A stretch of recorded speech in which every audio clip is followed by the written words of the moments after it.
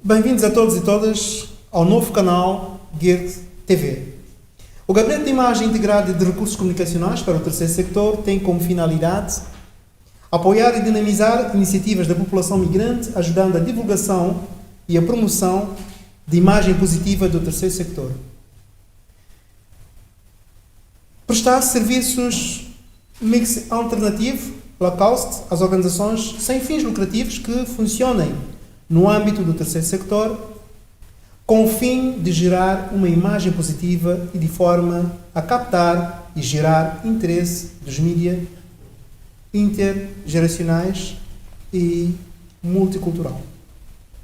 Promover o combate ao isolamento comunicacional, a justiça social e a informação e a imagem das organizações empreendedoras para migrantes, estimulando a sua qualidade comunicacional. Iremos hoje lançar um novo canal, que agora já está, com uma tertúlia designada Preconceitos veiculados pelos mídias sobre o asilo, migrações e refugiados, cujo objetivo central é refletir sobre a forma como estes temas chegam ao público em geral, as organizações interventoras nas áreas e como são utilizadas para a elaboração de políticas e estratégias dos governos. Ora, estando na cidade de Lisboa, mais do que nunca, é percebermos também, através desse canal, como é que somos recebidos e como é que partilhamos as nossas vidas na cidade de Lisboa e como temos sido acolhidos de forma positiva, também ajudar aos demais jovens ou não empreendedores na cidade que nos acolhe, cidade de Lisboa. Dentro do plano municipal para a integração de migrantes, aí estamos nós, GIRD. Bem-vindos e bem-vindas aos meus convidados. Acabo agora por apresentar Eugênia Quaresma, da obra das Missões Católicas. Apresento também António Pacheco, que vem pela Sociedade Geográfica de Lisboa e, enquanto profissional, é jornalista. E eu, do outro lado, fora deste espaço, nós temos David Munir, da Comunidade Islâmica Mesquita Central de Lisboa, Timóteo Macedo, de Solim, Solidariedade Imigrante, Filipe Doutel, de Serviços Jesuítas aos Refugiados de Portugal, JRS. Bem-vindos a todos, bem-vinda a Quaresma, Eugênia Quaresma, e aqui estamos nós, senhores e senhoras, para este encontro. Pelo primeiro momento, vamos dedicar os nossos 40 minutos de discussão, de reflexão, onde cada um dos convidados neste espaço poderão trazer melhor as suas experiências, e eu passo de imediato a palavra ao mais velho da sala, ou se não o mais novo, e para o vosso conhecimento, António Pacheco, por sinal, foi e continua a ser o meu grande mentor em Portugal. Foi a primeira pessoa que me recebeu a nível profissional em Portugal na Rádio Renascença. Obrigado, Pacheco, por ter estado cá. E bem, primeiro para me regozijar por estar aqui contigo e com toda esta pleiade de pessoas que conheço bem e com algumas com quem tenho trabalhado.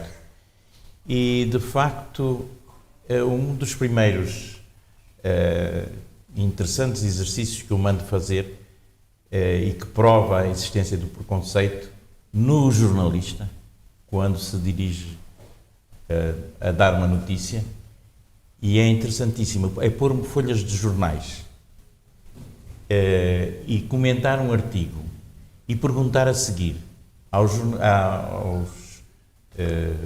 alunos de que partido político, de que cor futebolística, de que religião é aquele jornalista que escreve aquele artigo.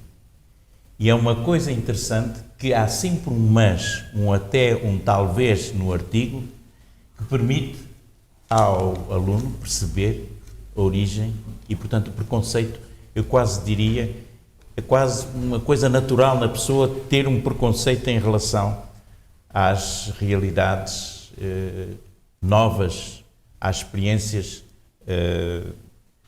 Há uma outra ideia que eu queria deixar, que quando nós principiamos a carreira de jornalista, é-nos dito que devemos ser como água pura, quimicamente pura, sem cor, sem sabor, sem cheiro. Mas a verdade é que hoje o mundo mudou e a verdade é que nós temos que ter cheiro, temos que ter sabor para contestarmos as realidades que nos espantam, que nos fazem sofrer e que nos permitem irritar-nos ou zangar-nos. Este era iniciar, vamos talvez deixar a palavra aqui à minha querida amiga para dizer, mas eu acho que não há tanta diferença hoje quando nós pensamos nos refugiados. Eu trabalhei como voluntário com refugiados agora a minha provecta idade vem ao de cima, entre 90 e 94. Em Moçambique, em campos de refugiados na África do Sul. E aquilo que era preciso, percebi que era preciso saber, era primeiro saber quem são os refugiados. O que é que eles sentem? Qual é o penar deles? E por isso a primeira regra e a primeira instrução que eu daria, se pudesse dar, não dou instruções a ninguém, é o voluntariado. É muito difícil e o voluntariado com imigrantes, com refugiados, é uma atividade que merece treino e leva a um treino. Não se pode ir só porque se gosta muito de refugiados ou da situação dos refugiados. Não, é preciso ter uma experiência, é preciso sofrer, é preciso saber o que é que está ali a passar, é preciso reconhecer essa realidade. E isso é muito importante e, infelizmente, uma das coisas.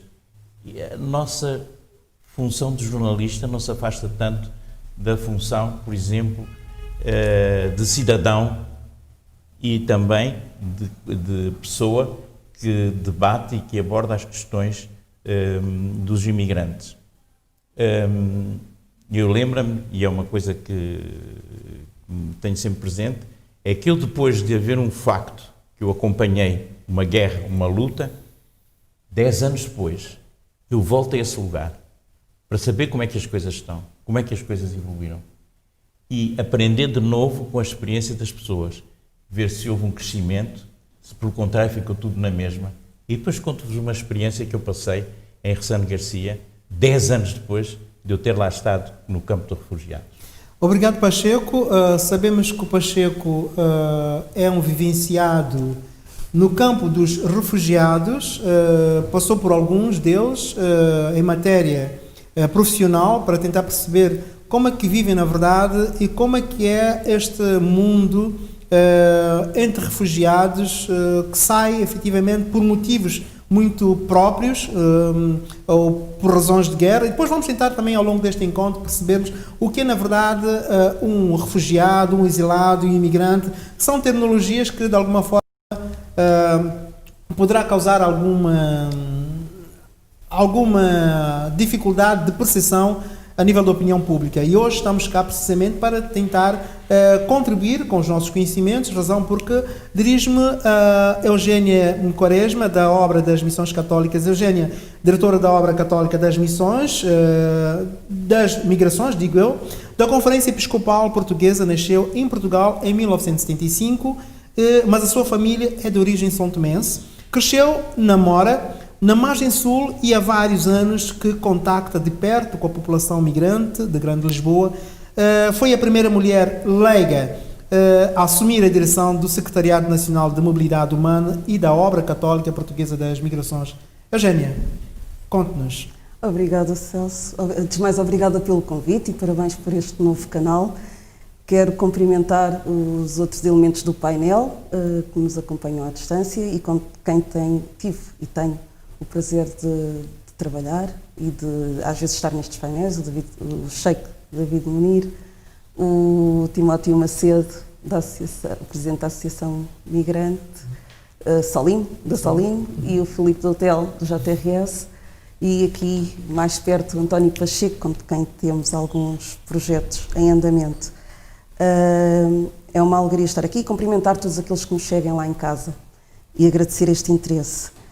Como disseste muito bem, a Obra Católica Portuguesa de Migrações é um serviço da Conferência Episcopal Portuguesa, nasceu em 1962 para acompanhar a diáspora portuguesa. E logo por aí, muito daquilo que nós sabemos sobre os migrantes passa muito desta relação que se estabelece. E vamos aprendendo que aqueles que, do ponto de vista territorial português, nós vimos como emigrantes, quando chegaram ao seu destino, viraram imigrantes. E aí essa aprendizagem importante passa pelos nomes migrações. Falamos de migrantes quando falamos de emigrantes e imigrantes. Tudo depende da perspectiva. Também com este fluxo migratório, nomeadamente para dentro, para Portugal, nós fomos aprendendo que aquelas pessoas que antes de 75 se deslocavam para Portugal e pensavam que eram portuguesas, a dada altura passaram a ser imigrantes e a dada altura viram-se numa situação irregular. Aqui a perspectiva jurídica é muito importante também para colocar uma nomenclatura nestas pessoas em mobilidade.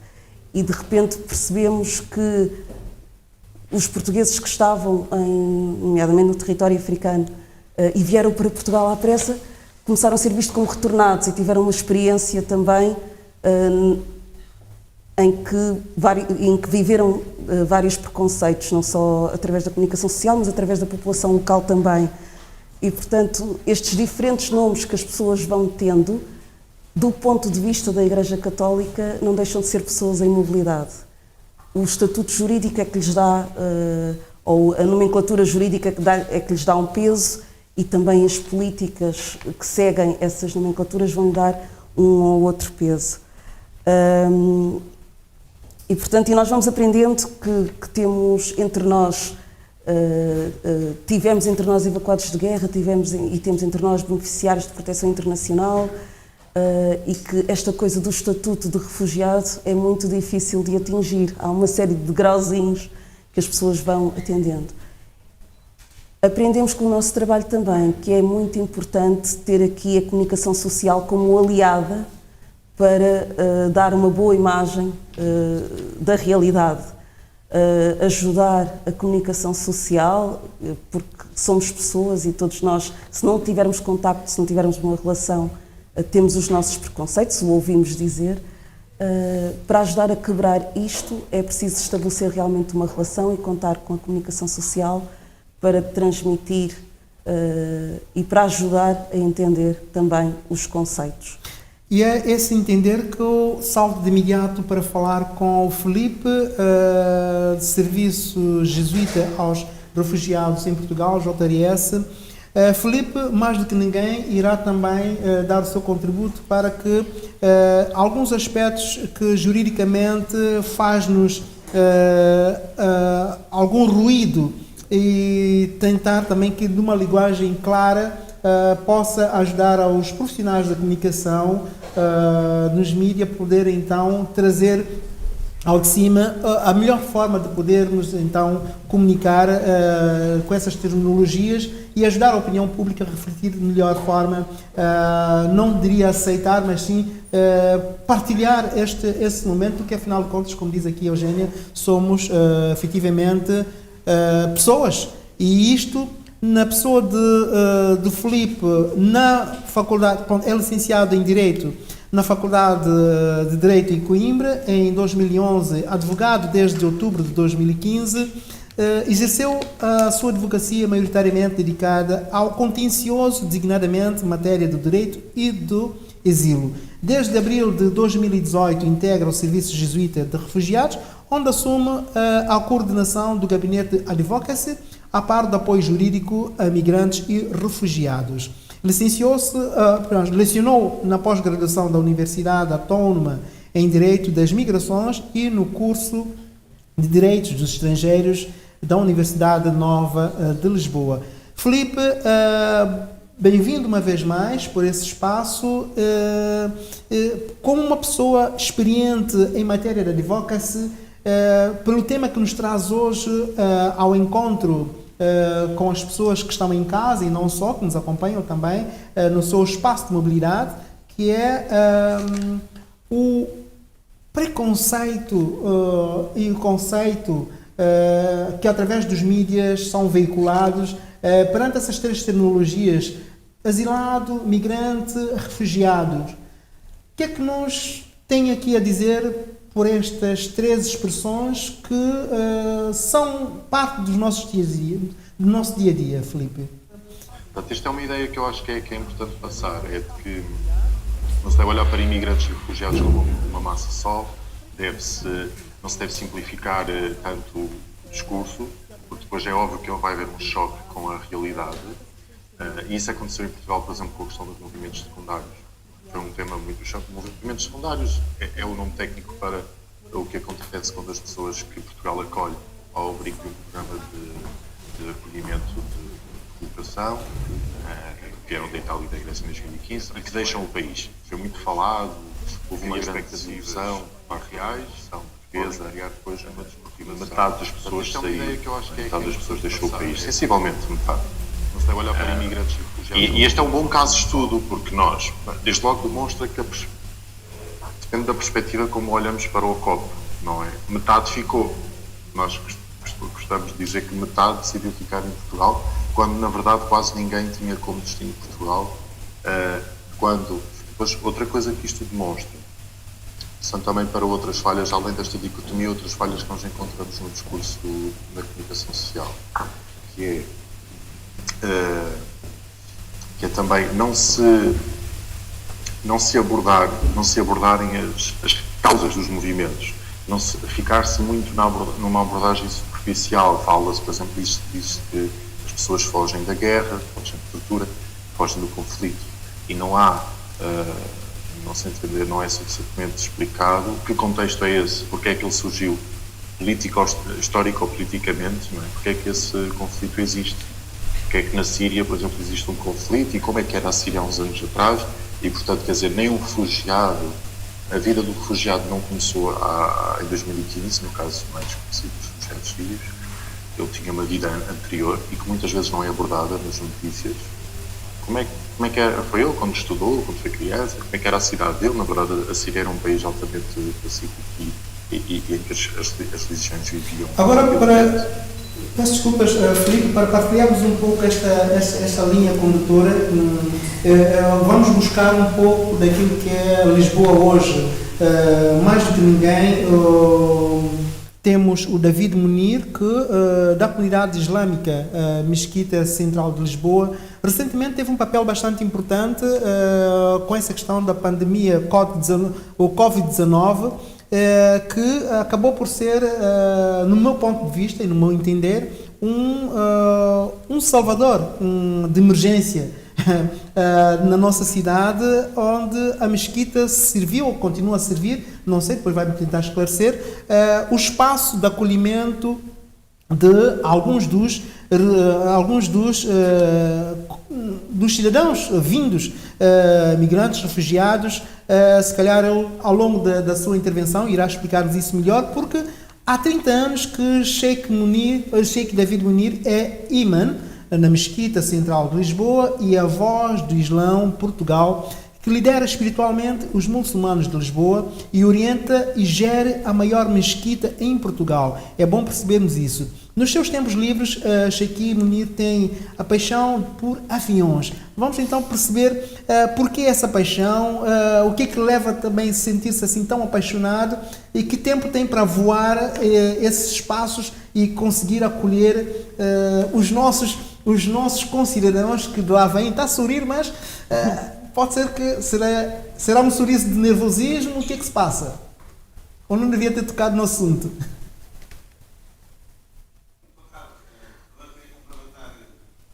As pessoas que estão a participar nesta conferência, neste encontro, que é pertinente.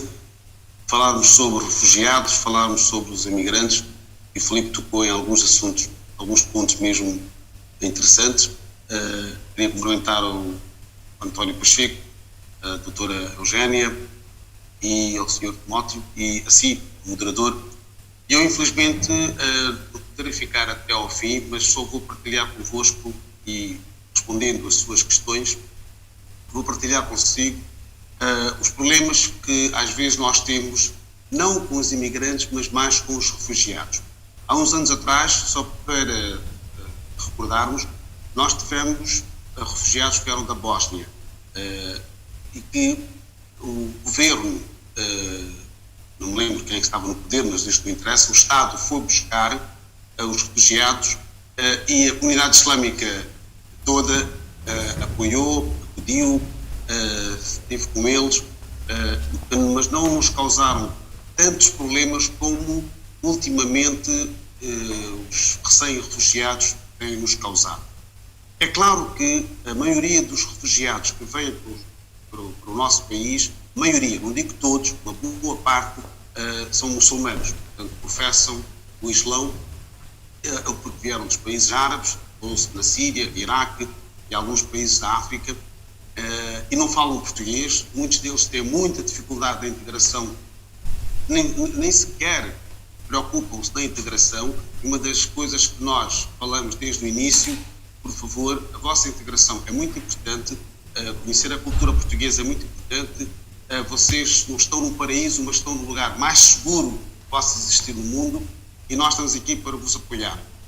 Muitos aceitam, mas uma boa parte não aceita, porque esperava, vinha com uma expectativa e que acha que nós temos obrigação para os apoiar de todas as formas. Nós temos moralmente essa obrigação de tentarmos ajudar na medida dos possíveis. Alguns deles estão completamente abandonados. Nós na Mesquita temos quase diariamente refugiados que, ou porque o Estado não consegue apoiar como deveria apoiar, ou porque eles não querem trabalhar, ou porque querem se ir embora, por aí fora.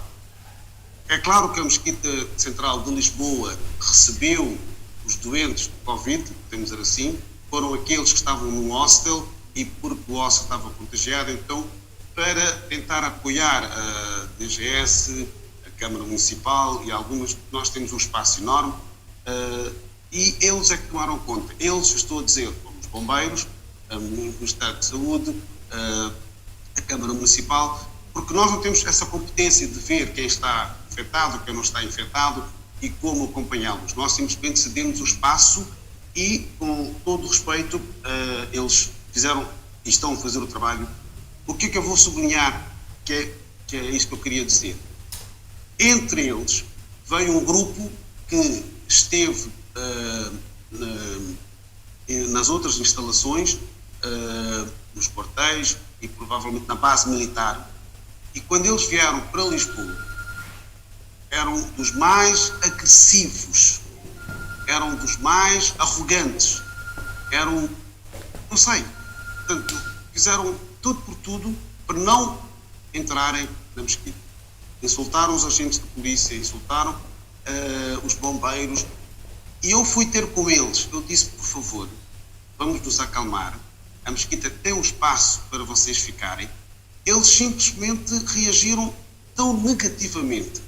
Do outro lado, portanto, os acolhedores, todos nós somos, mas do outro lado, não só os bombeiros, não só a polícia, a PSP, a GNR, a Mesquita parecia, sei lá.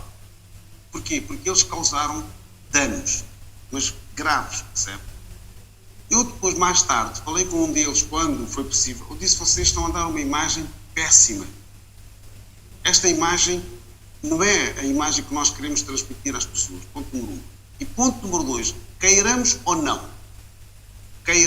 não, sempre algum rótulo é colocado na pessoa. Se for africano é porque é negro, se for branco é porque é branco, se for cigano é porque é cigano, se for muçulmano é porque é muçulmano. Nós humanos temos essa tendência de colocarmos rótulos nas pessoas. Basta só um fazer algo negativo, não vou utilizar outra expressão com todo respeito, e todos nós somos conectados com isso. É claro que eu concordo que nós devemos receber os refugiados, os imigrantes, mas desde que eles estejam preparados para serem recebidos, desde que eles estejam preparados para se integrarem, desde que eles estejam preparados para trabalharem, desde que eles estejam preparados para conhecer a cultura portuguesa, para conhecer a língua portuguesa e para saberem conviver com os outros. Portanto, de um lado nós temos pessoas com aspecto positivo e do outro lado nós temos pessoas que marcam e transmitem uma imagem péssima e negativa de todo aquilo que trabalho, de todas as organizações, e eu é de louvar o trabalho que a JTR está a fazer, o trabalho que a doutora Jana está a fazer, todos vocês estão a fazer um trabalho muito positivo e é difícil às vezes lidar com alguns deles. Porquê é que eu gosto dos aviões? É a minha paixão, portanto todos nós temos uma paixão, há quem goste de carros, há quem gosta de motas, há quem gosta de comboios, há quem gosta de, sei lá, eu gosto de aviões. No entanto, nós, quando éramos mais novos, as pessoas perguntavam: o que é que tu queres ser quando fores grande? Eu disse: gostava de ser piloto. Não foi possível ser piloto na realidade, né? Mas faço os meus voos no meu simulador. Eu tenho já agora tenho um simulador quase todo completo, portanto, e estou arranjando algum tempo para pôr em prática este hobby que eu tenho, que é o bichinho que fica connosco e que provavelmente nasceu connosco. Eu queria agradecer o vosso convite, deveria ter feito no início. É pena, estamos numa pandemia, senão poderia convidar a todos vós, um dia, se quisessem visitar a Mesquita Central de Lisboa. São sempre todos bem-vindos, e queria agradecer especialmente ao Dr. António Pacheco, porque foi a pessoa que fez a ponte para hoje estar convosco. Portanto, e obrigado por me terem ouvido. Chiquir, obrigado também por esse pequeno testemunho, mas não vamos ficar por aqui. Eu quase que, quando falava da paixão por aviões, eu pensava, bem, olha, se eu aqui na Terra não me sinto seguro, se calhar ao pé ou junto de um imã, estaria muito mais seguro se fizesse um voo com ele lá para cima. Se calhar lá em cima estaríamos a ver melhor que cá em baixo, não? Bem, quem sabe um dia poderemos ter um voo em conjunto. Eu só vou, pode ser anedótico, mas quando a pessoa veio pedir a mão da minha filha, eu disse: eu aceito, concordo que tu cases com a minha filha, porque ele é piloto. Eu disse: se não fosses piloto, terias alguma dificuldade. Então, para mim, já que eu não posso ser piloto, assim, pelo menos o meu genro é piloto. Portanto, é mais neste aspecto. E a minha filha não gostou muito desta brincadeira, mas a realidade foi esta. Mas nós temos paixões e tentamos concretizar. O que é que acontece? É que nós, quando fazemos aquilo que gostamos de fazer, a minha outra paixão era memorizar o Alcorão, que é o livro sagrado dos muçulmanos. Eu, depois de ter o memorizado, as pessoas disseram que convém compreender e convém transmitir essa mensagem. Então, desde 1986, que eu estou à frente da Mesquita Central de Lisboa. Portanto, há 34 anos. Tenho mais um ano que Cristo. Cristo viveu até aos 33, né? Portanto, eu tenho mais um ano que ele, na Mesquita.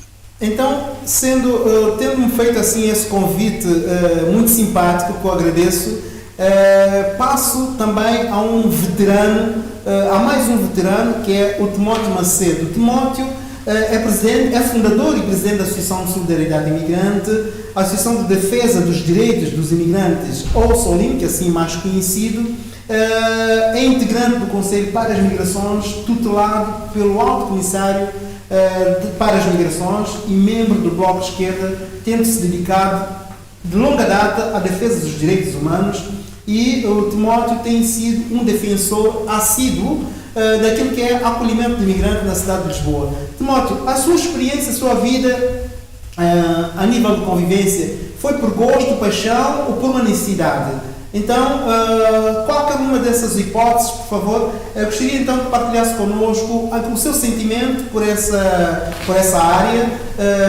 mais na perspectiva de acolher migrantes. Que dificuldade tem, já saltando para fazer a ponte, que dificuldade tem o senhor, que não há dificuldade nenhuma, se calhar não, com essa idade ter que se preocupar com situações como essa? Muito boa tarde, obrigado pelo convite. Eu quero cumprimentar a amiga de longa data e destas lutas todas, a nossa amiga bonita Eugénia. Eu o Filipe também, que tem sido parceiro de alguns debates e tertúlias e propostas de alterações das políticas de imigração e das políticas públicas. Pela primeira vez estou aqui a partilhar este espaço e este debate com o António Pacheco, tenho muito prazer em conhecê-lo, e pela primeira vez, apesar de ter ouvido já bastante as posições do David Munir, o Iman da Mesquita, responsável da Mesquita Central de Lisboa, que tenho muito prazer em estar aqui consigo e gostaria muito de partilhar outros momentos. Porque a nossa associação é uma associação, se calhar, das maiores da Europa. Nós temos mais de 40 mil associados de 98 nacionalidades diferentes. Muitos imigrantes com muçulmanos passam pela nossa associação. Nós temos na associação imigrantes muçulmanos a trabalhar connosco. E nós conhecemos quase todos aqueles jovens que vieram da Gâmbia, que vieram da Guiné-Conakry e que vieram de outros países africanos, essencialmente, que são, a maioria deles são muçulmanos, e que tiveram no hostel, e estava contaminado, depois nós acompanhamos o seu trajeto até a base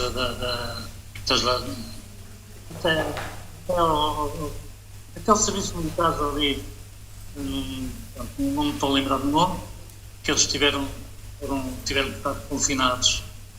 Mas eu compreendo também esses jovens, e temos que compreender também o percurso que eles assumiram até aqui. Eles não vieram diretamente para Portugal dos seus países de origem. Eles vieram para outros países da Europa e foram praticamente desprezados. Eles vieram para a Itália, eles vieram para outros países, para a França e para outros países, e depois lá pediram asilo, e foi pela primeira vez que nós vimos uma avalanche de jovens que vieram até Portugal a pedir também asilo. Naturalmente, a sua proteção e o asilo vão ser indeferidos, não vão ser aceitos, porque eles já pediram noutro país da Europa. E é a Convenção de Genebra assim reza, é o primeiro país onde as pessoas põem os pés que devem pedir proteção e asilo. E eles fizeram muito país, só que não foram aceitos e não foram atendidos, e as suas primeiras necessidades não foram realizadas. E vieram até aqui. Naturalmente, eu compreendo a reverência deles. Eles estão numa situação de grande ansiedade, de grande precaridade. Quase todos aqueles jovens da pensão hoje da Almirante são nossos associados. Nós muitas vezes também temos dificuldades em lidar com eles, precisamente quando eles têm que esperar numa fila que ocupa um quarteirão inteiro na Rua da Madalena e esperar pela sua vida à situação Covid-19, da pandemia, e que nos obriga também a ter um plano de contingência. A nossa associação está a trabalhar com as pessoas já há 2 meses. Não estamos a trabalhar por teletrabalho, nós achamos que o trabalho associativo não deve ser por teletrabalho, é presencial. E é assim que as pessoas muitas vezes, e esses jovens sentiram connosco, esses jovens sentiram alguns afetos, sentiram um ombro amigo, sentiram uma palavra. Isso é fundamental. Naturalmente, eles não estão satisfeitos pela situação. Os processos em Portugal e as políticas da Europa não são a favor das pessoas que precisam efetivamente melhorar as suas condições de vida e também realizar os seus sonhos, os seus objetivos. Nós sabemos disso, e por isso eles estão numa situação de... Então, eles estão numa prisão a céu aberto, fronteiras fechadas. Eles nem sequer se podem deslocar para outros países, nem para a sua terra podem ir. Mas estão aqui fechados. E eles muitas vezes não compreendem esta situação de pandemia. Muitos dizem assim, quando chega à associação, mas eu estou a fazer Ramadão, não posso usar máscara. O meu amigo, mas não usar máscara não pode entrar, é uma questão de saúde pública. Portanto, há uma certa situação. Eu compreendo. Quando falo em refugiados e a comunicação social, e não só a comunicação social, mas também grande parte da sociedade civil organizada e não, também olha e encara isso como um debate de moda. Está na moda hoje discutir muito refugiado. Em 2007, e 2008, quem se lembra de uma grande manifestação que a nossa associação organizou e culminou na Praça do Comércio com uma grande manta, com o mar Mediterrâneo, com barcos, com barcaças, com pateras a afundarem-se, com as pessoas a afogarem-se, a morrerem.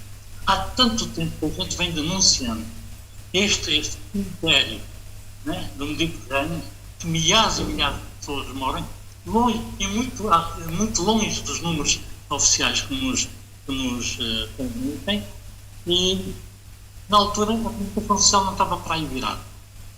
Não falava muito. Não ajudou a denúncia das políticas que matam. Não ajudou. Mas nesta altura, o Papa Francisco foi a Lampedusa, ou há interesse também mediático para fazer grandes manchetes nos jornais, todo mundo começou a falar dos refugiados, dos que vêm da Síria, mas também havia gente do Ruanda, ninguém se lembrou, da Somália, de outros países, Rohingyas, que estavam a ser assassinados, mortos, ninguém se lembrou.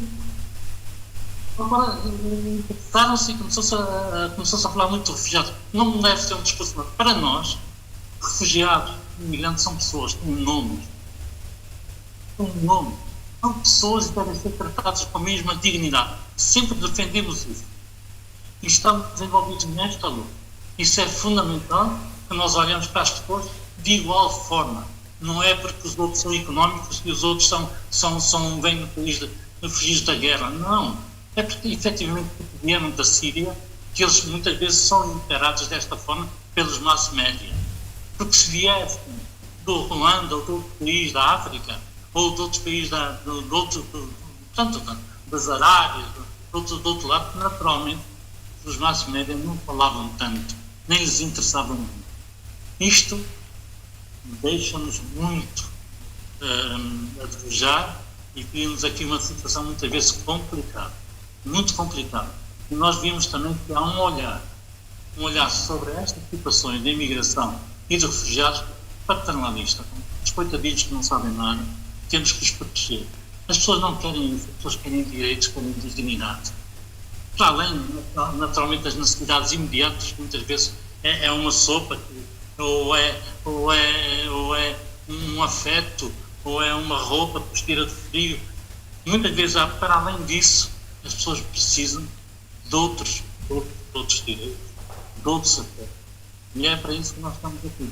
Nós estamos aqui para lutar para que as pessoas sejam respeitadas na sua dignidade, independentemente de terem vindo da Síria, do Ruanda, de Moçambique, de Angola, etc. Porque eu também lutei por esta luta, porque já em Angola fui líder do movimento estudantil. Na altura, muito jovem, do ensino secundário. E envolvi-me na luta até pela libertação, antes da independência, depois da independência. Passámos por momentos complicados, por uma guerra civil, e isso nasceu comigo. Vim para aqui, tal como o Serra Munir. Eu também, quando me perguntavam o que é que eu queria ser quando for grande, eu gostaria de ser piloto, sabe?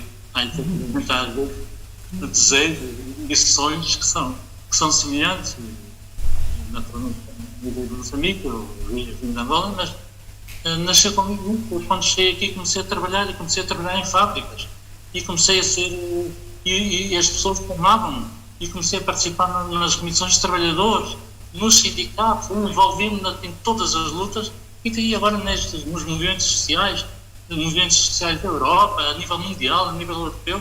Estivemos nos fóruns sociais europeus e mundiais, partilhámos muitas experiências em conjunto com outras associações, organizações e movimentos, mais ou menos formais, e, portanto, conseguimos o nosso caminho e uma coisa certa. Os imigrantes são vítimas de políticas, nomeadamente também em Portugal, políticas públicas que não vão de encontro às suas necessidades. Temos que nos envolver todos, que se melhorem as políticas públicas em Portugal, e na Europa, naturalmente, mas em Portugal, aqui falamos, os imigrantes que aqui estão precisam ter outro tratamento. Porque se nós vamos ver agora com a situação, por exemplo, da pandemia, porque é que Lisboa em alguns concelhos limítrofes da cidade de Lisboa, e mesmo na cidade de Lisboa, existem grandes focos de situações que são lamentáveis. E porquê que existe isso? Efetivamente a pandemia veio a destapar esta situação de grandes desigualdades que existem ainda na nossa sociedade. E quando nós nos viramos para os bairros, os chamados guetos, bairros sociais, nós vamos verificar que efetivamente ali moram, residem e vivem muitas pessoas que são em condição de imigrantes, são pessoas pobres, são pessoas que têm uma condição que não é condigna, são pessoas que vivem muitas vezes amontoadas num só apartamento, digamos assim, acabaram-se com as barracas na horizontal e construíram-se barracas na vertical. E isso tem que mudar. França, ali estão. Timóteo, perante a exposição, a sua exposição e do Shakir, que acabou por sair, porque tem neste momento na Mesquita uma missão, sabemos todos qual é a missão que ele tem nesta altura. Gostava então de perguntar aqui para o Filipe, esta narrativa que é hoje nessa, se posso assim dizer, nessa trilogia migrante, exilado, refugiado, aos olhos do direito e da comunicação, o que é que nós poderemos tirar da atualidade como narrativa? Será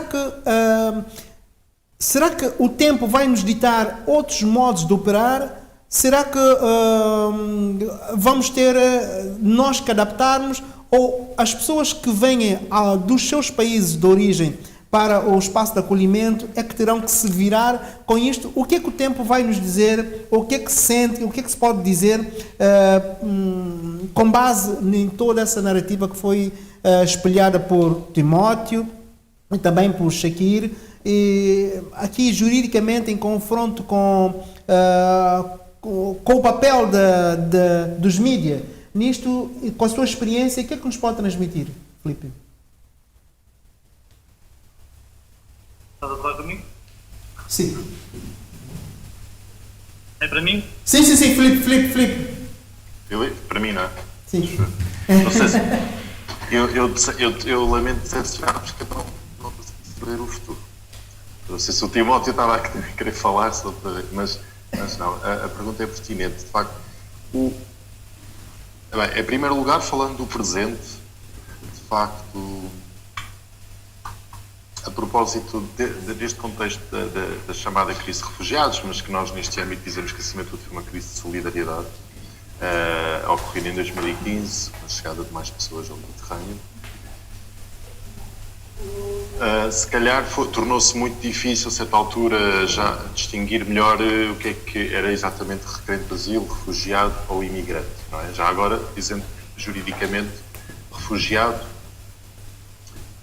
em sentido amplo, para simplificar, em sentido amplo, é alguém que é ele mesmo individualmente perseguido pelo governo ou por algum grupo e não, do qual o governo não o protege, por razões relacionadas com a raça, se é que utilizando essa expressão, a opiniões políticas, a liberdade religiosa, sexual, ou alguém que foge, ela individualmente não é perseguida, mas foge de um conflito e, portanto, está no meio do conflito e corre um risco só por estar ali. O caso do típico dos sírios, por exemplo. Bem, e o imigrante, chamado imigrante económico, mas que tecnicamente devia assim chamar-se imigrante voluntário, porque na verdade nem sempre é por razões económicas, não é, que a pessoa resolve emigrar, mas supostamente emigrou porque quis, ao invés do refugiado que juridicamente entende-se que não foi porque quis, foi forçado por estar em perigo. Só que a certa altura torna-se hoje em dia muito difícil, se calhar, perceber-se exatamente quando é que estamos a falar de um caso ou do outro, até porque num primeiro momento, quando a pessoa pede asilo, a situação vai ser avaliada, não é? E, por exemplo, no caso dos barcos do Mediterrâneo, às vezes não se sabe se são caso, por exemplo, muito recente, de um barco que chegou ao Algarve. Não é? A comunicação social, por vezes, abordou como imigrantes, outras vezes como refugiados. Ninguém sabe, não é? Até eles pedirem asilo ou não. Eu acho que eles não chegaram a pedir asilo. Portanto, eles nem sequer tentaram ser refugiados. Portanto, quando sei, acho que não pediu asilo. Não é para o caso, é um pouco indiferente. A ideia é esta: não se sabe bem, às vezes, até a pessoa chegar cá e contar a sua história. E a pessoa tem direito a contar a sua história e perceber-se que enquadramento jurídico é que deve ter. Então, e há duas discussões que se têm em relação ao futuro. Primeiro, uma que se tem cada vez mais, por causa também do crescimento das preocupações ambientais, é o eventual conceito de refugiado ambiental. Discute-se, cada vez mais se fará sentido incluir não só as pessoas que fogem de conflitos bélicos, que fogem de perseguição, mas também as pessoas que fogem de uma situação que é ambientalmente incomportável e que portanto, passa fome e tudo mais por razões ambientais. E isso, como é óbvio, terá muita pertinência, principalmente nos países mais pobres e que sofrem as consequências ambientais da poluição, principalmente dos países mais ricos, como a maior PIB. Esse crescimento do conceito ambiental, no fundo, está um bocadinho relacionado, acho eu, com a ideia de que o Timóteo também expressou, de que, na verdade, às vezes é muito difícil de... Porque é que, tipicamente, se for no Médio Oriente, ultimamente nós consideramos que é refugiado, e pessoas que fogem de países que são chamados Estados falidos, que o Estado não protege ninguém, milícias como a Venezuela e outros, o Timóteo falou de Ruanda, Sudão, Somália. Porque é que desses países já existe um maior preconceito de que não são verdadeiros refugiados? Nesses casos, pois, muitas vezes as razões ambientais são fundamentais. A sensação que fica, para terminar, a sensação que fica, não sei sobre o futuro, mas a sensação que fica é que esta dicotomia jurídica torna-se cada vez mais, talvez mais impraticável e que acaba por ser aplicada com critérios de pragmatismo político. Muitas vezes por pragmatismo político, do que propriamente uma análise jurídica abstraída de razões económicas e financeiras e políticas e diplomáticas até. Eu gostava de perguntar ao Filipe, aliás, não seria como pergunta assim, deixar ao Filipe um repto de que ele sente enquanto um experiente da JRS, uma entidade com a notoriedade quanto ao apoio aos migrantes, que necessidade sente quando está mais no terreno ligado aos migrantes e naquilo que é o dia a dia dos migrantes na sua relação com os mídia. Os mídia? Sim. Sentimos, acima de tudo, isso, quer imigrantes, quer requerentes de asilo, imigrantes em geral, sentimos que, e aí também se calhar meia culpa também, não é? Sentimos que devíamos personalizar mais as histórias, as notícias, os imigrantes darem mais a sua opinião, ela não passar tanto pela... Porque isso, aliás, os estudos sobre esta matéria, sobre a comunicação, dizem-no que as notícias sobre migrantes são, acima de tudo, transmitidas através de meios institucionais, portanto, o governo, o ministro, o ACM, a ONG, IPSS, como nós, e não através de migrantes, propriamente dito. Ainda que depois haja instituições que, na verdade, têm um caráter mais associativo, como a do Solim, por exemplo, em que aí já são mais, tem mais esse caráter de representatividade direta. Mas seria importante, de facto, eles terem mais voz, falarem mais dos próprios migrantes sobre si, mas não apenas sobre a sua história pessoal, mas também enquanto especialistas. Também, não só para contar a sua história pessoal de migrantes, mas para dar a sua opinião sobre o processo de integração, processo migratório, processo de integração, sobre opiniões políticas. São pessoas que devem ter, portanto, acho que devem. E nós também é isso, lá está, aí a meia culpa, se calhar temos de trabalhar mais na capacitação para serem indivíduos mais politizados. Terem uma voz política mais interventiva na sociedade, na comunicação social, claro. Ok. O que acha o Timóteo desse ponto de vista? Eu acho que a comunicação social tem um papel preponderante pela dimensão e o impacto que causam no pensamento comum, na construção também da opinião e montar despreconceito. Efetivamente, é importante que as pessoas comecem a falar na primeira pessoa, ou seja, que os principais protagonistas. Nós muitas vezes caímos no erro do protecionismo, ou seja, temos que muitas vezes ser nós a falar pelos, e temos que inverter esta situação, tem que ser os próprios. Nós sempre defendemos esta linha de pensamento. Tem que ser, nós falamos de vítimas, tem que ser as vítimas, digamos assim, são vítimas destas políticas de falta de solidariedade da Europa, vítimas de muitas políticas de repressão dos seus países de origem, de exploração, de regimes ditatoriais. São essas vítimas que procuram sobreviver. E muitas vezes vêm até a Europa. Portanto, até nós chamamos de refugiado, candidatos a asilo, ou imigrantes, seja aquilo que for. Estas vítimas têm que ser elas a darem a cara pelos seus direitos. Na luta pelos seus direitos, ninguém pode dar a cara por eles. Ninguém pode fazer aquilo que lhes compete a eles fazerem. Nós só temos que apoiar essa luta. Nós temos que estar ao lado deles para que eles possam lutar pelos seus direitos. E agora, muitas vezes, é a voz na primeira pessoa. Devem ser eles, muitas vezes, ou quase sempre, a comunicação social deve procurar. Às vezes faz isso. Às vezes a comunicação social faz isso e muitas vezes falar com os protagonistas desta situação das políticas que estão dirigidas, que muitas vezes não são as melhores políticas e que depois são vitimizadas e têm que efetivamente inverter esta situação, como digo muito bem.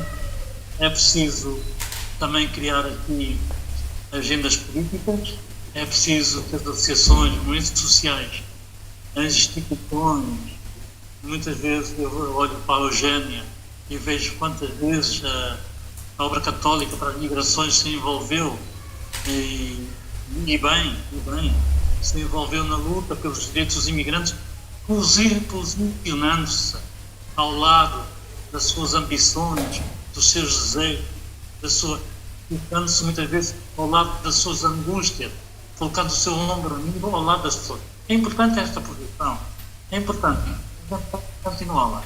É importante dizer também e apontar o dedo que estas políticas públicas, nomeadamente que as políticas de acolhimento, não são as melhores políticas que Portugal tem em relação à imigração. São políticas que estão a falhar e esta situação de pandemia veio a destapar tudo isso. Veio a desmontar, veio a mostrar que efetivamente as políticas de acolhimento não são. Eu posso ter aqui uma palavra também, como comunicação social. Eu acho que a comunicação social só se interessa por estes temas quando há um alarmismo. Há tantos barcos no Mediterrâneo, há não sei o quê, não há uma informação permanente, sistematizada sobre esse mesmo problema. E depois há uma outra questão que é os lobbies de jornalistas que estão ligados, nomeadamente ao Serviço de Estrangeiros e Fronteiras, que transmitem aquilo que o Serviço de Estrangeiros e Fronteiras diz e recomenda.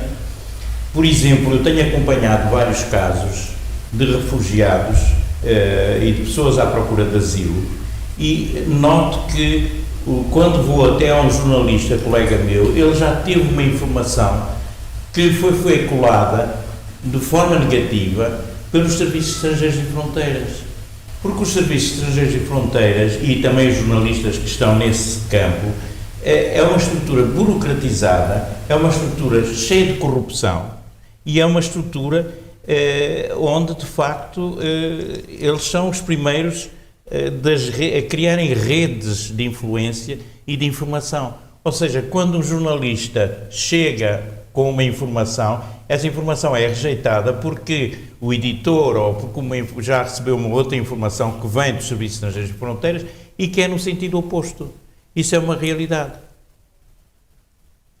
É verdade que tenho aqui, precisamente por falar do editor, Manuel Matola, diretor editorial do jornal É Agora, uma publicação digital recentemente lançada no mercado, enquanto jornalista com cerca de 20 anos de carreira no setor dos mídias, em organizações internacionais de referência no mercado de jornalismo da língua portuguesa, já esteve na ONU, Agência Lusa, RTP África e, entre outros serviços, passou também pelas rádios. Daquilo que me fala, Pacheco, estes modos operantes, até que ponto, Matola,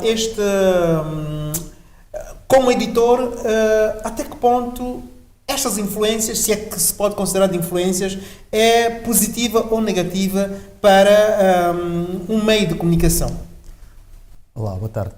Os jornalistas trabalham com fontes e, trabalhando com fontes, têm de hierarquizar as fontes com quem trabalha. Há uma que é oficial, que tem uma pujança por causa da estrutura toda que as instituições oficiais ou instituições governamentais têm, pela sua dinâmica, que acaba fazendo com que as mesmas consigam, passa a expressão, perfurar as redações e dar a conhecer aquilo que ela quer enquanto agenda do dia, não é? E, neste sentido, os jornalistas o que é que fazem, para além de buscar aquela informação e tê-la como verídica? É tentar confrontar quando há a possibilidade de confrontação. A possibilidade de confrontação, para o caso específico dos imigrantes/refugiados, não é? Há aqui uma dificuldade de, até certo ponto, em encontrar entidades com as quais falar sobre determinados assuntos em tempo útil. E eu repiso essa última parte, que é o tempo útil, para dizer o seguinte, que há, da parte das organizações pró-imigrante, quando eu falo de imigrante, vamos tentar perceber que também estou a falar dos refugiados, mas vou-me cingir nessa expressão, as organizações pró-imigrante, que não dão resposta à altura. Não dando resposta à altura, havendo uma necessidade de fechar, quer o jornal, quer a peça jornalística, há que tomar uma decisão. E a decisão que se toma, muitas vezes, pode não ser favorável para o leitor, porque fica apenas com uma parte da verdade, dado que as organizações têm uma posição, a entidade oficial, que para o caso poderá ser o CEF, se quisermos apontá-lo, terá outra posição que vai vingar sempre, porque ela está lá em tempo útil. O que eu sugiro e tento fazer enquanto responsável editorial por essa publicação, que, como o Celso disse, está cá há pouco tempo e está a fazer um trabalho virado essencialmente e integralmente para os imigrantes em Portugal, imigrantes/refugiados, é tentar encontrar aqui uma resposta junto de entidades que não dizem muito, mas que têm muito a dizer, né? E, neste caso, eu defendo, desde o primeiro dia que trabalho nessas matérias, depois de ter passado por outros órgãos que o Celso citou, eu defendo a necessidade de as organizações não governamentais pró-imigrante trabalharem com um gabinete que possa fazer veicular as matérias e a informação toda em tempo útil, de forma rápida e com muita qualidade. Qualidade do ponto de vista de uma entidade como o GIRC ou outra, que vá fazer com que a matéria chegue às redações, para o meu caso, a redação do jornal É Agora, sem muitas dificuldades de compreensão da mesma matéria.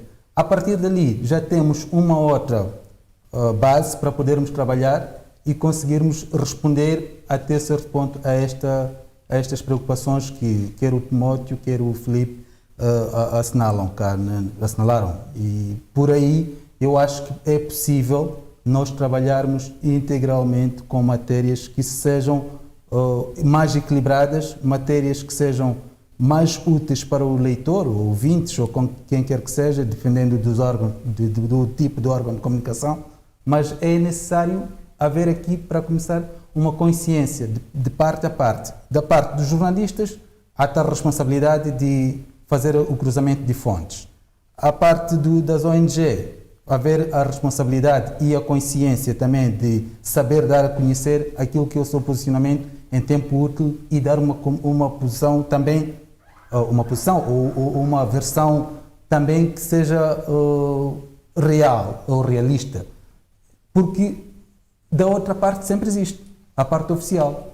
É-nos fácil chegar a entidades como o CEF, é-nos fácil chegar a entidades como o Ministério da Administração Interna, é-nos fácil chegar ao ACM. Mas a pergunta que se faz é, dentro das ONG, conseguem cada uma das ONG indicar quantos comunicados de imprensa por mês, não falaria de semana, por mês consegue emitir? E qual é o tipo de matéria que consegue emitir ou consegue veicular dentro desses comunicados de imprensa? É por aí que tem que haver uma negociação de parte a parte. Negociação como quem diz, porque há aqui uma relação institucional, e deve haver, entre os mídias e as ONG e as entidades oficiais, digo oficiais nesse caso, o CEF, o Ministério da Administração Interna, ou outras organizações que trabalham dentro desta temática, para que a gente consiga fazer passa a expressão, o casamento perfeito.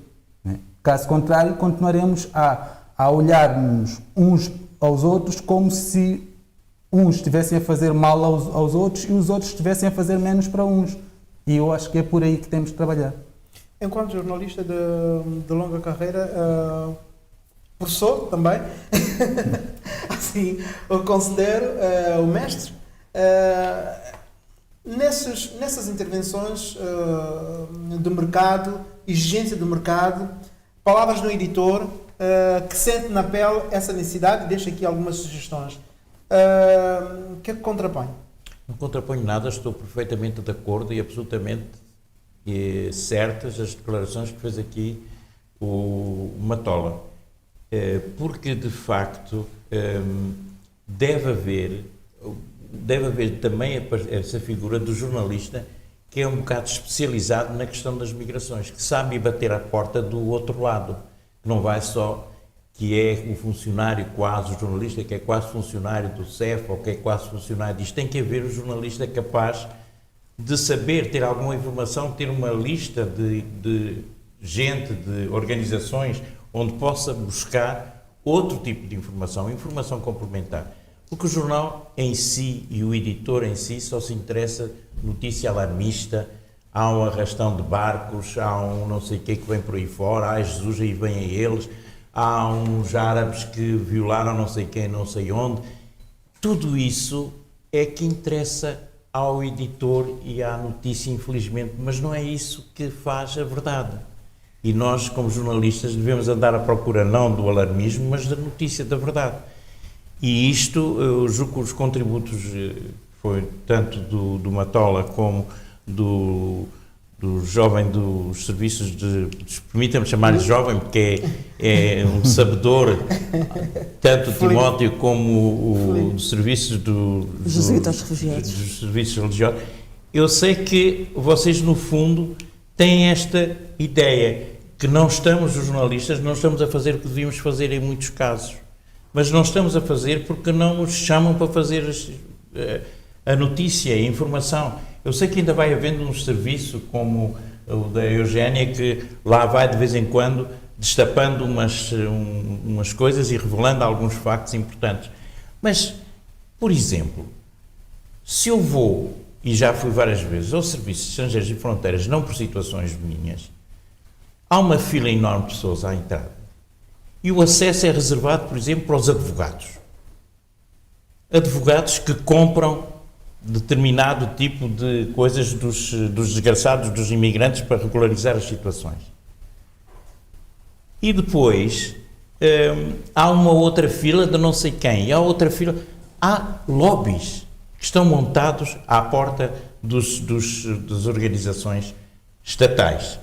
E nós devemos temos obrigação de ver o outro lado da questão também. Onde é que está o outro lado da questão? Desafios. Eu penso que o que o Pacheco está a dizer é correto e tocou aqui numa classe social importante são os advogados.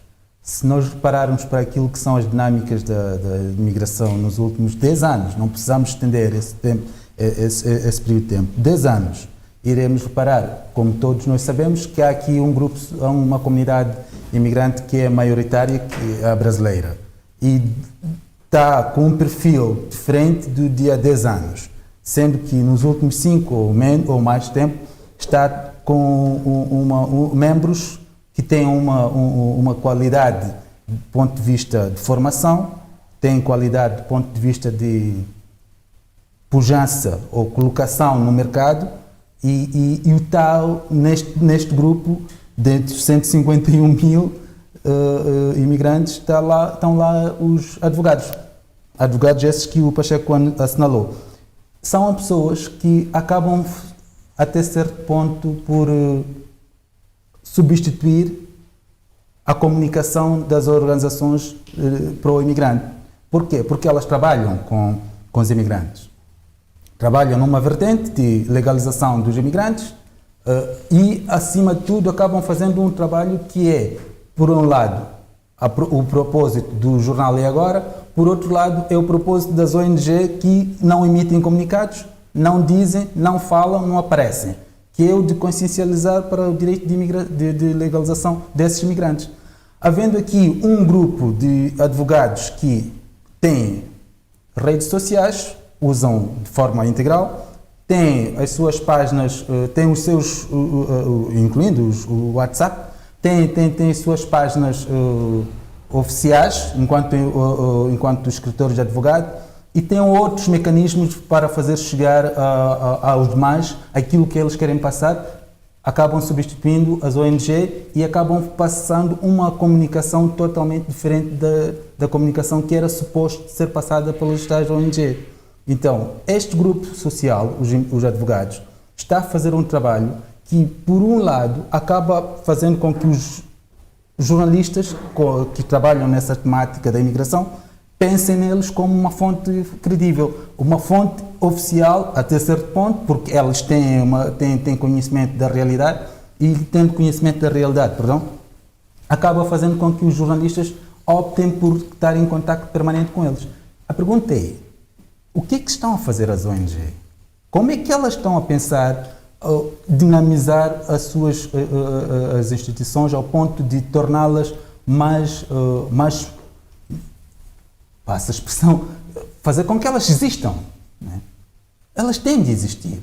Nós sabemos que oficialmente estão registadas, oficialmente passaram de uma categoria para outra, são algumas IPSS e tudo o resto. Mas a pergunta é, onde é que essas estão? Onde é que elas estão? O que é que estão a fazer? Por que é que não caem comunicados nas redações? Por que é que eles não aparecem?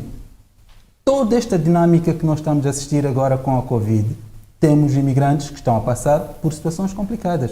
A pergunta é, vimos no início pelo menos 20 ONG a emitir um comunicado, a fazer um alarmismo, que era correto, que eu defendo, para a necessidade do governo olhar para os imigrantes. Se repartirmos esse período de tempo de 4 meses em que estamos nessa situação de Covid, iremos falar de 3 momentos. O primeiro, que é este que acabo de destacar, que tem a ver com o tal comunicado em que 20 organizações disseram o que disseram. A seguir, apareceu o governo a reagir com a legalização dos imigrantes. Foi a segunda fase em que as ONG reagiram também, aplaudindo o governo pelo fato de ter tomado essa decisão, e numa terceira e quarta fase já não existem. Numa terceira e quarta fase não existem as ONG. Nós não sabemos. Há aqui há um outro grupo que eu posso chamar de porta-vozes dos imigrantes, que são os deputados. Falo de 2. Um para dizer bem, outro para dizer mal dos imigrantes. Há uma, que é a Joacim Catar Moreira, que diz o que diz sobre os imigrantes e apresenta propostas, provavelmente concertada com as ONG, não sei, mas a voz que aparece, o rosto que aparece é o dela. Do outro lado, temos um deputado de um partido de extrema-direita que diz o que diz sobre os imigrantes. E depois ficamos com esta situação. E quando falamos, entrando para o tema, os preconceitos relativamente às questões dos imigrantes, as migrações e os refugiados, pelos média ou nos média, nós podemos olhar para esta situação como sendo um bocado complicada para o jornalista, porque a pergunta é, como é que eu trato esta matéria quando vem sempre de uma só fonte, que uma fonte que pode dizer coisas boas, pode defender os imigrantes, mas do outro lado digo, do outro lado onde estão os eleitores, os meus leitores, não eleitores, meus leitores, estão pessoas de diferentes tratos sociais.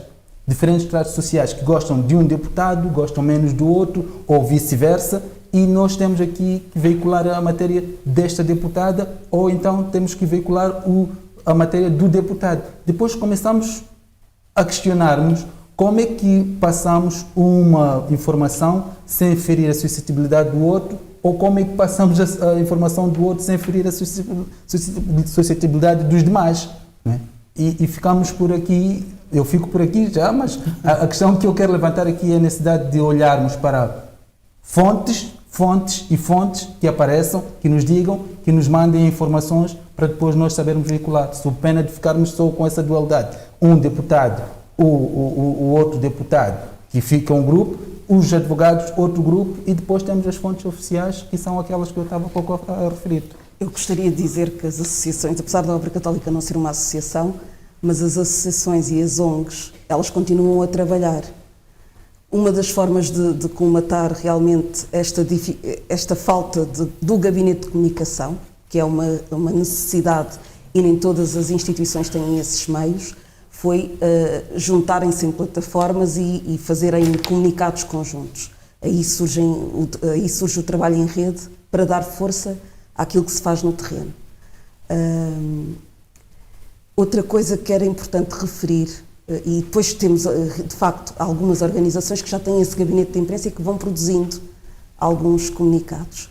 Outra forma de combater, para algumas é mais fácil se lhes forem também bater à porta e fazerem uma entrevista e não estarem somente à espera que venha alguma coisa escrita.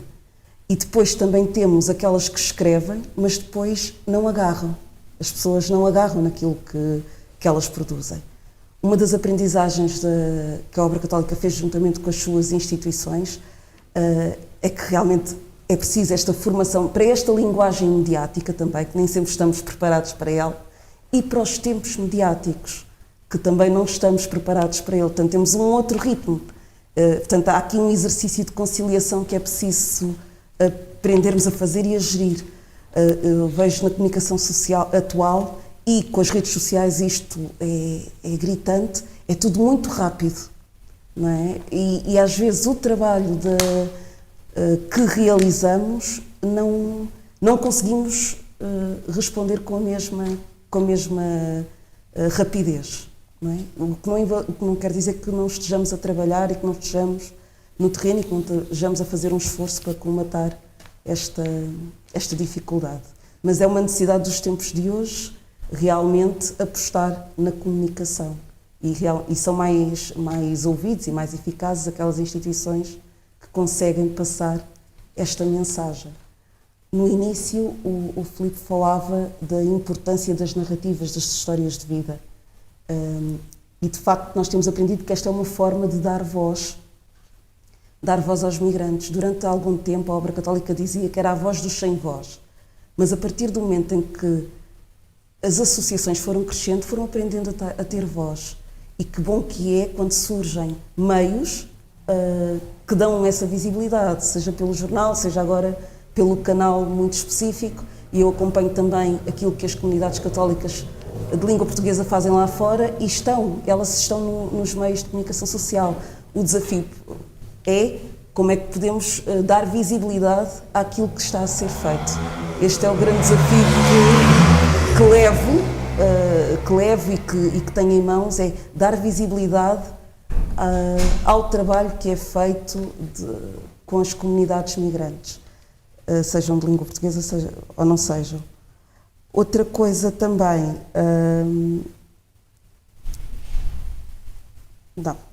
fico-me por aqui, mas é esta a importância das narrativas. Será que se põe a situação de ser necessário também fazer a formação dos jornalistas nestas áreas? Ou seja, saber que tipo de linguagem esse jornalista pode ou deve utilizar? Porque se nós pegarmos em jornais que toda a gente compra, aí o Correio da Manhã e outros, tem toda uma linguagem já que é um bocado ofensiva, que é já um bocado... e, portanto, eu não sei se não era importante estas organizações também prepararem formações, não é formatar no sentido de formatar, levarem lá jornalistas para trabalharem como os serviços estrangeiros e fronteiras fazem. Agarram 25 jornalistas, levam-os lá e fazem sessões de 1 semana, 2 semanas a trabalhar com eles. Olha, vocês, o que se passa no nosso problema é este, estamos muito preocupados, estamos muito atentos, é isso que falta às organizações um bocado, mas vocês, de certo modo, deram resposta a isto, que é dar a voz aos próprios migrantes, trazer a voz deles, não ser paternalista, não introduzir aquilo que eu penso que eles pensam, não, serem eles a falar. E depois, acho que, de facto, o contributo foi muito útil aqui, de vocês os três, neste momento, de organizações, de certo modo, que são importantes. Agora, o que é preciso é também a questão da linguagem.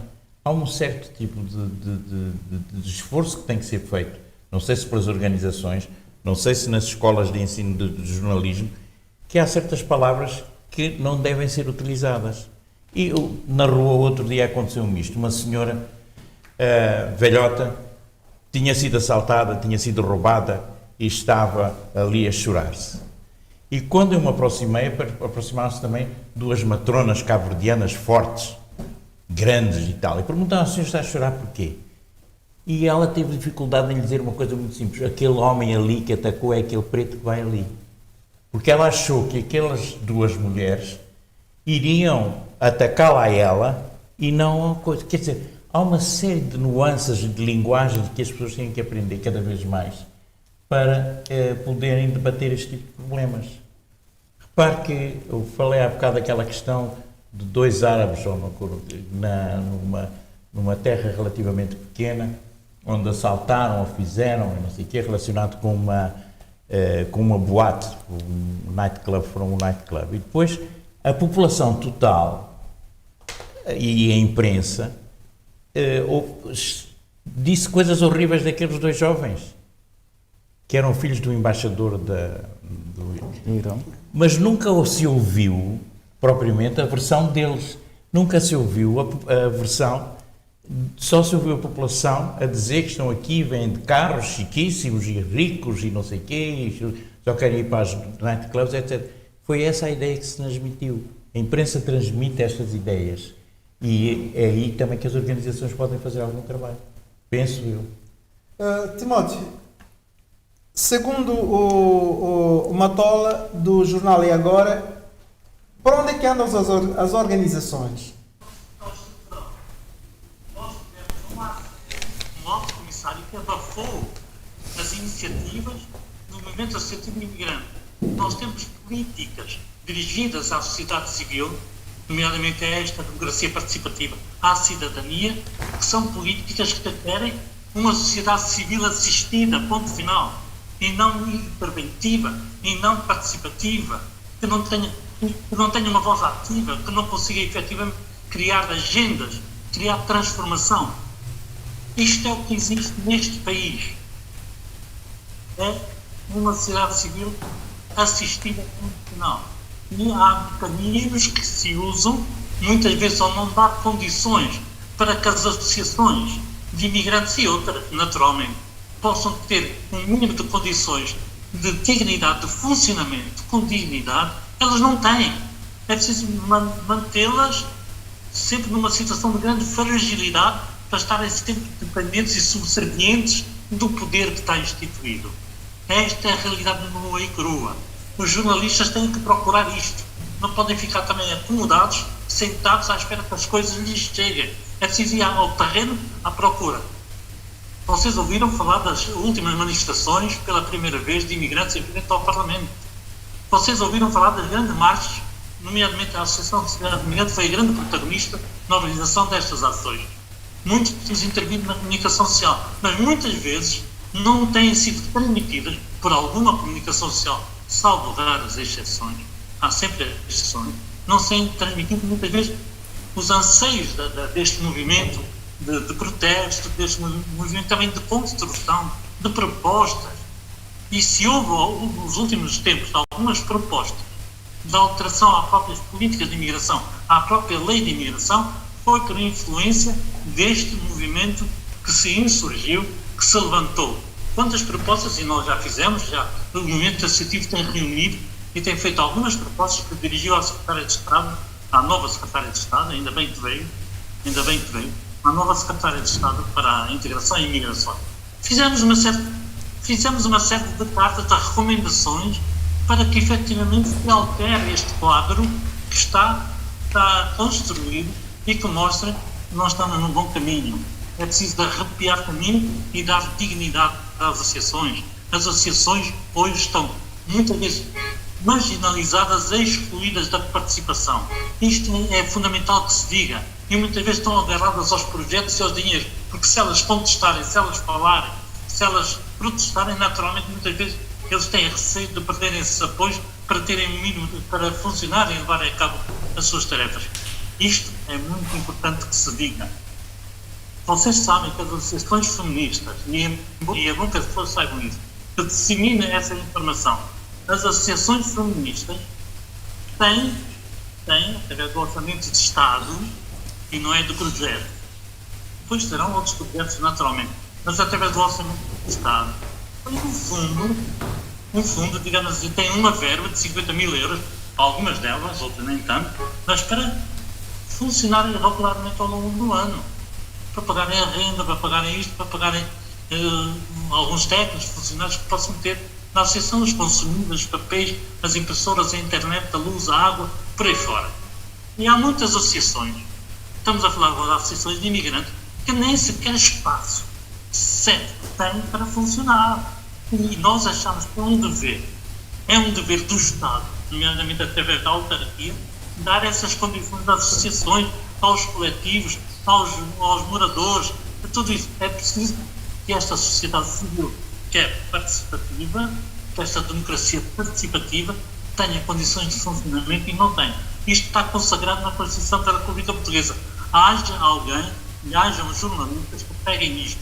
Como é que a Constituição da República Portuguesa é violada quando a democracia representativa dos partidos, etc., não respeita a democracia participativa da cidadania, dos cidadãos, das suas associações, das suas organizações, das pessoas a título individual. Este é o grande lema que nós gostaríamos de lançar. Os advogados.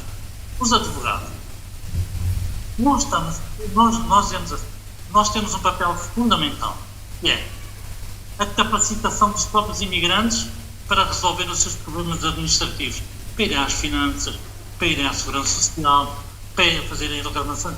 Naturalmente, muitas vezes precisam dos apoios das associações, das organizações, precisam que os orientem, que os apoiem, que lhes dê ferramentas. Este é um papel fundamental que nós usamos. Capacitação. É um processo administrativo. Nós dizemos aos imigrantes, vocês não precisam de advogados. E é depois, quando o nosso amigo diz, o António Pacheco diz, que se vê lobbies, efetivamente, de advogados a funcionar junto ao SEF, para não falar dos Golden Goldens, com tratamentos VIP. Os imigrantes esperam em longas filas, ao sol, à chuva, por aí fora, e a serem tratados, maltratados, desprezados e discriminados. E ofendidos, muitas vezes. Enquanto os outros advogados e os vida Angola têm um tratamento VIP, digamos assim.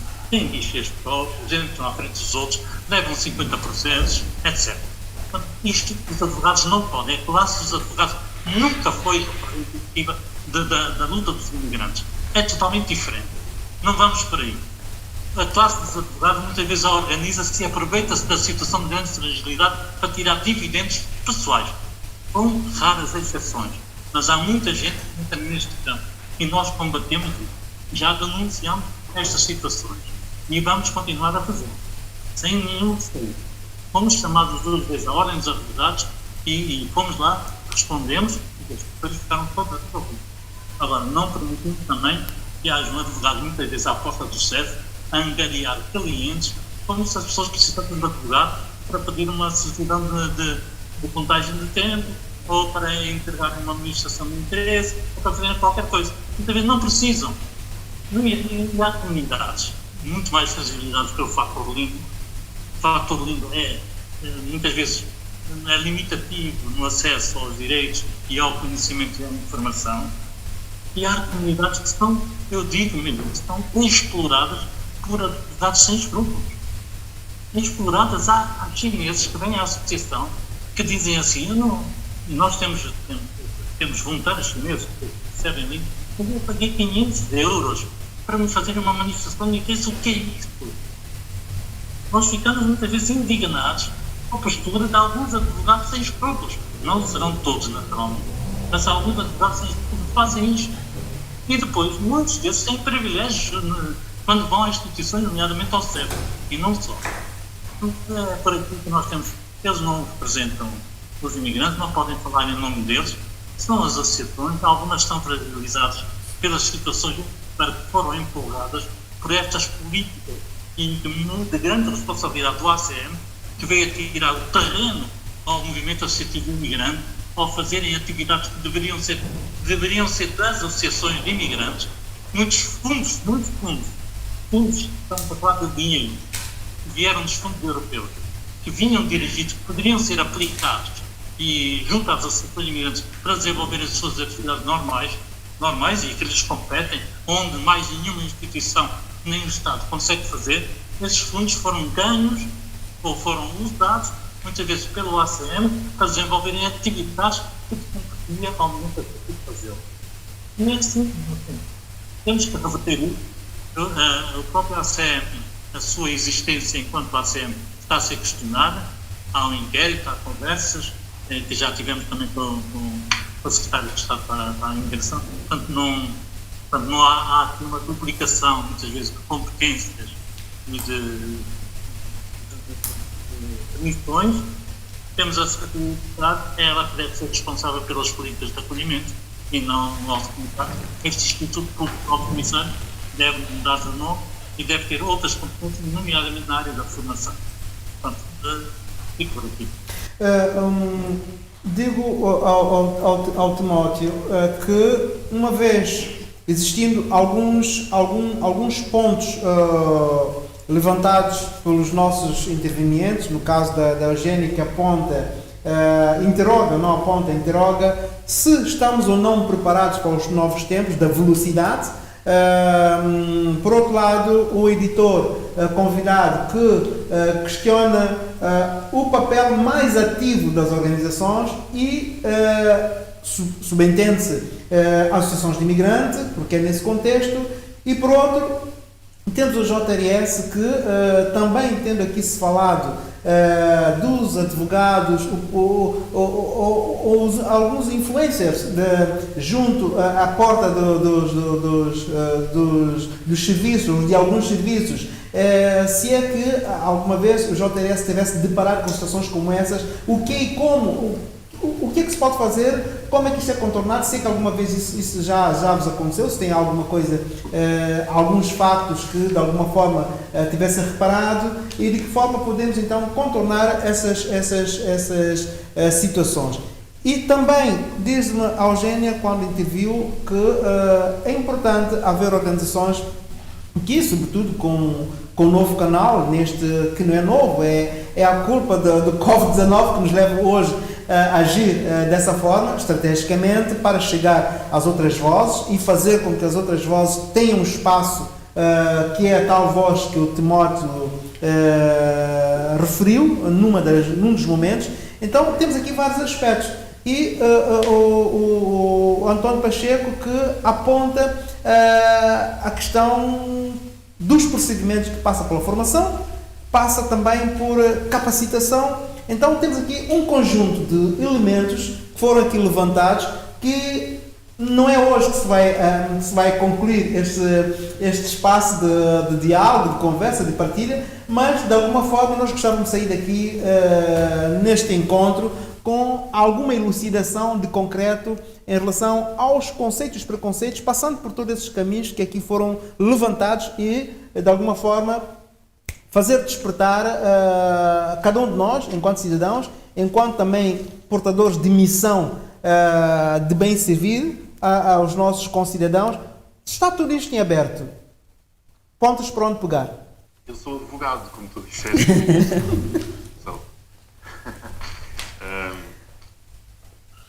Os advogados não podem angariar clientes ao pé do CEF ou ao pé do registro civil, porque isso viola, para além de questões éticas, viola o Estatuto da Ordem dos Advogados.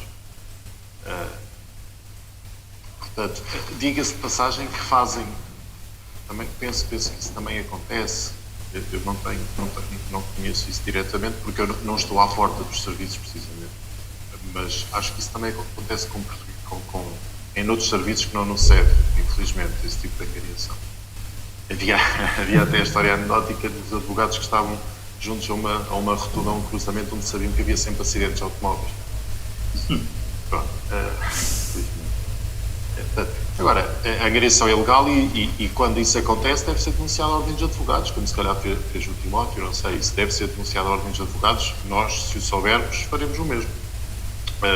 Deve ser feito como se soubermos que um polícia, ou um funcionário do CEF, ou um médico desrespeita a lei, deve denunciar-se à ordem competente ou eventualmente à ordem de polícia criminal, se for o caso de ser crime. Nesse caso não é. Deve ser a Ordem dos Advogados e ele depois terá um processo na Ordem dos Advogados. De facto, os advogados também, convém também dizer uma coisa, que eles não têm um interesse social, os advogados, têm interesse privado, ter lucro, pedem honorários, em todos os casos, também para fazer um divórcio, fazer às vezes coisas também muito simples para portugueses. De facto, se calhar não são, e não convém esperar que sejam, que tenham uma representação política dos direitos humanos, dos imigrantes. Se calhar é melhor não contar com isso. Da mesma forma que em Portugal, se forem reparar, a Ordem dos Advogados, até acho lamentável, mas a Ordem dos Advogados não tem um papel muito político, muito interventivo. Não ouvem falar muito em defesa.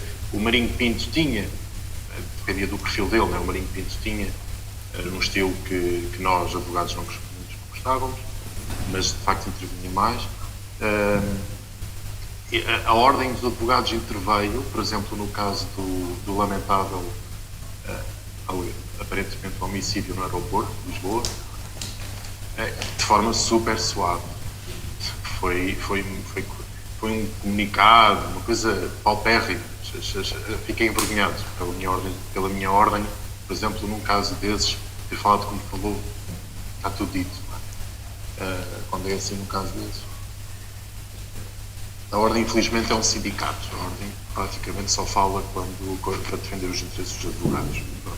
Eu até estranhei, que achei muito interessante mesmo. Se calhar é uma realidade que eu não conheço. Se calhar eu nem sequer estranhei o que disse o outro orador. Desculpa, eu não me lembro do jornal agora. Que tem como fonte os advogados, não é? Pelo que eu percebi. Para mim é uma surpresa, de facto. Mas podem ser fontes sigilosas, não é? Porque publicamente não falam e, na verdade, nem devem falar em casos particulares. O advogado é outra coisa que às vezes fazem e não devem fazer, que é utilizarem um caso particular para terem autopublicidade. O advogado não deve comentar um caso que está pendente em tribunal e muitas vezes fazem porque querem aparecer nas notícias. Mas, enfim, posto este enquadramento, que acho que também é útil de partilhar convosco, não é uma defesa dos advogados, é simplesmente partilhar convosco, conheço um bocadinho melhor a área e os princípios devem orientar a sua atividade. Posto isto, eu acho que acima de tudo a defesa e quem defende publicamente imigrantes, eu penso que acima de tudo são as IPSS, apesar de tudo, as ONGs, as associações. Aceito, pois, devíamos fazer mais, não é? Devíamos fazer ainda mais comunicados do que fazemos, comunicar mais. Mas foi no caso do aeroporto, por exemplo, falámos bastante. De facto, o Timóteo tenta identificar aqui as causas que podem levar às vezes as associações a não falarem mais e a não terem mais força. Não é? E de facto, eu acho que apesar de toda a situação, houve aqui uma nota positiva recentemente nesse aspecto, que foi também devido até à luta associativa. No anterior Orçamento de Estado, neste Orçamento de Estado, aliás, que foi o próprio 2020, pela primeira vez previu-se que o fundo europeu, a contrapartida nacional dos fundos europeus para as associações seria garantida pelo Estado. Portanto, porque o que acontece é uma coisa que de facto é perniciosa hoje em dia. Acontecia até agora, que é os fundos comunitários, que são uma grande fonte de financiamento para esta área. Os fundos comunitários são garantidos em parte 75% pela União Europeia e depois uma parte tem que ser garantida nacionalmente. E como muitas vezes nós não temos capacidade disso, acaba por ser muitas vezes o Estado que acaba por garantir essa parte. Ok, e garante Filipe. um bocadinho de forma discricionária. Garante de forma discricionária. E agora, finalmente, eventualmente não será de forma discricionária e será garantido para todos. Isso parece que é um bocadinho no sentido certo e aquela proposta que o Timóteo também disse também é importante. Sentando um bocadinho só para acabar, a questão na comunicação propriamente dita. De facto, aquilo que o António Pacheco disse é absolutamente relevante. A terminologia é absolutamente relevante. Por exemplo, uma luta na terminologia que nós temos levado a cabo é não chamar as pessoas de ilegais. Não há ninguém ilegal, não há imigrantes ilegais, não há pessoas ilegais, há pessoas com a documentação irregular. É a situação documental. Os documentos não estão regulares, não são as pessoas que são regulares. E isso, apesar de tudo, eu acho que é uma luta que ainda não está terminada, mas que me parece... E porque efetivamente essa luta não está terminada, Filipe, é o momento de dizermos que estamos prestes a chegar ao fim, dizer-vos que o contributo de todos e de todas que aqui presentes estiveram e certamente continuarão a estar, acredito eu, nessa relação de parceria para que efetivamente este canal que hoje é lançado com um espaço de reflexão onde o tema preconceitos veiculados pelo mídia sobre asilo, migrações e refugiados é o destaque. Para podermos então concluir este momento, gostava de perceber muito rapidamente um segundo de cada um de vós, uma única palavra a este canal, a este espaço, e vamos depois de seguir a passar ao António Pacheco para fazer uma conclusão a sua apreciação deste encontro e que nos propõe, cada um de vós também, o que é que nos propõe assim também em um segundo, um canal o projeto GIRS, que está dentro do plano municipal para a integração de imigrantes na cidade de Lisboa. Este mesmo projeto é financiado pela União Europeia e através do Alto Comissário para as Migrações, tendo então a Câmara Municipal de Lisboa como parceira direta deste projeto. O canal GIRS é uma situação que surge em resposta ao Covid-19, portanto, estamos a título de arranque experimental, vamos ver em que é que resulta. Rapidamente, 1 minuto ou 1 segundo para resposta. Eu fui a pessoa mais mal educada, não agradeci o convite em nome do JR. Queria agradecer então o convite em nome do JRS, que nos honra muito. Acho que é um painel super interessante, a iniciativa é ótima. Estou muito satisfeito pela experiência e acho que foi muito produtiva, mas depois também António Pacheco fará esse resumo. Muito obrigado e estamos sempre disponíveis para mais convites. Celso, muitos parabéns. Muito obrigado. Rapidamente, estamos prestes a fechar. Eu acho que dessa forma e outras que se vierem a encontrar, nós contribuímos para que o movimento associativo dos imigrantes e da sociedade civil contribuiu para a construção de uma consciência que tem feito também as diferenças entre as culturas e os povos. Penso que a comunicação social aqui tem um papel importante de procurar transmitir a verdade com isenção, a realidade que se vive no país e na Europa, onde os imigrantes estão incluídos. E nesta situação excepcional que nós estamos a viver, conta muito a opinião da comunicação social. Nós estamos todos, quase todos estamos muito confinados ainda e limitados nos nossos movimentos, mas não estamos limitados na nossa voz. E a nossa voz tem que chegar a todo lado. Obrigado, Timóteo. Pressionados pelo tempo, obrigado. Matola, perdão. Começar parabéns pelo canal e a seguir dizer que enquanto o jornal, neste caso enquanto responsável pelo jornal, agora nós estamos abertos, estamos conscientes do exercício que é o jornalismo, das responsabilidades que temos, e estamos também conscientes de que quanto mais criarmos parcerias, quer com o GIRC, quer com as outras entidades, facilmente conseguiremos atingir todos um objetivo comum, que é dar voz aos imigrantes, que no fundo é este o propósito do Jornal de Agora. Obrigado. Obrigado. Eu Eugénia. desejo que este canal possa realmente ser uma ponte entre as comunidades migrantes, mas também com a comunidade local.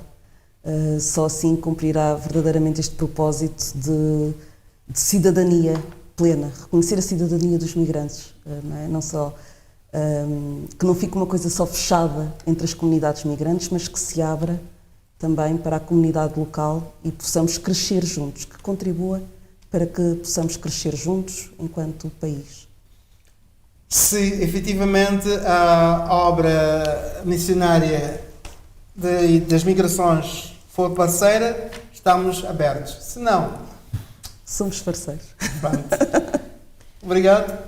Professor. Não, só para dizer que me congratulo imenso com esta iniciativa, fico feliz, não tinha noção da grandeza deste esforço e, de facto, acho que toda a gente aqui disse coisas importantíssimas e uma delas, de facto, foi que é preciso dar a voz ao imigrante, ouvir o imigrante, não é ser eu a dizer coitadinho do imigrante ou tu, não, tem que ser um esforço, como disse também, foi importante a necessidade de trazer os recados e as mensagens de vida de cada uma dessas pessoas que nos vão ensinar, até na nossa vida diária, no nosso dia-a-dia. Era só o que eu queria dizer neste momento. E continuo, nós estaremos sempre ao lado. A Sociedade de Geografia e a Comissão de Migrações vai empenhar-se e a Eugénia sabe que nós temos feito esforços conjuntos e vamos continuar a fazer. Convosco, obviamente. Muito obrigado. Agora sim, a todos e todas, o professor António Pacheco, eu repito, foi a pessoa que ou se não, o primeiro profissional na área da comunicação que eu tive em Portugal. Já lá vão um país cerca de 20... Não, é melhor não ir por aí. Melhor não contar, né? Olha, acima dos 25 anos, vá lá. Sim.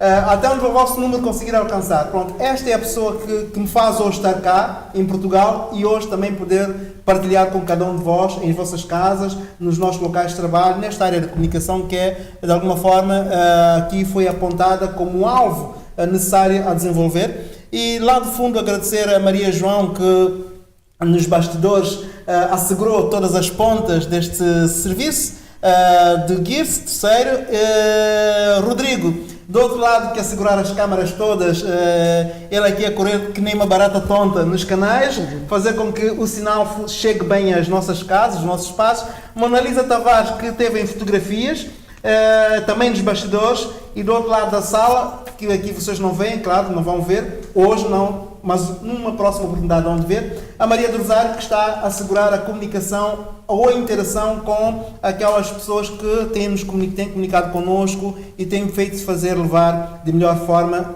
o nosso propósito, que é também o vosso propósito.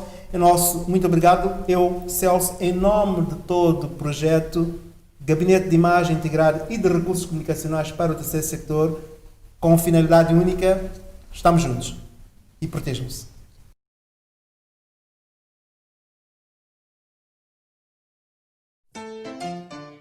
O Gears oferece os serviços low-cost para as organizações sociais, empreendedores migrantes e cidadãos provenientes de países terceiros com foco no terceiro setor a fim de despertar os interesses das grandes mídias, como produção de conteúdos promocionais focados para o empreendedorismo migrantes, conteúdos radiofónicos, eventos, press release e comunicados de imprensa na cidade de Lisboa. Tudo isso somado à visão de uma sociedade inclusiva e valores sociais. A integração nos move. É dessa forma, unidos, que divulgamos de forma pragmática o Gears Terceiro, promovendo a economia social através do combate ao isolamento comunicacional, a justiça inclusiva, a informação comunitária, aproximando as organizações do meio comunicacional. Esse é o Gears Terceiro. A sua imagem é o nosso reflexo. Estamos ao seu dispor. Contacte-nos.